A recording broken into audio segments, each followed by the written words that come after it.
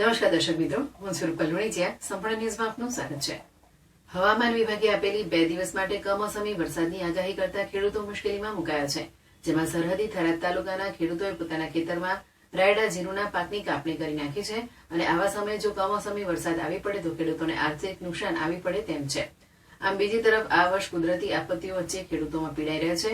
ત્યારે ચાલુ વર્ષ દરમિયાન રાયડાના પાકમાં જીવાત પડવાના કારણે નુકસાન તો હતું જ, તેમાં પણ હવામાન વિભાગ દ્વારા આગામી તારીખ 1 અને 2 માર્ચના રોજ કમોસમી વરસાદ આવે તેવી આગાહી કરતા ખેડૂતોની ચિંતામાં વધારો જોવા મળી રહ્યો છે. હાલના સમયમાં થરાદ તાલુકામાં ખેડૂતો રાયડાના પાકને કાપણી અને ભેગો કરવા માટે ખેડૂતો કામે લાગ્યા છે. જે રાયડાનો પાક કાપણી કર્યા બાદ ખેતરમાં મૂકી રાખ્યો છે, એ પાક ભેગો કર્યો છે. ત્યારે ખેતરમાં કાપણી કરેલ રાયડા પર જો વરસાદ આવી પડે તો ખેડૂતોને ભારે નુકસાન આવે તેમ છે તેવું ખેડૂતો જણાવી રહ્યા છે. તાલુકામાં શિયાળાની ઋતુ દરમિયાન વધારે પ્રમાણમાં રાયડાના પાકનું વાવેતર થયું છે. ઈસબગુલના પાકમાં જો વરસાદ થાય તો મોટું નુકસાન ખેડૂતોને થઈ શકે છે.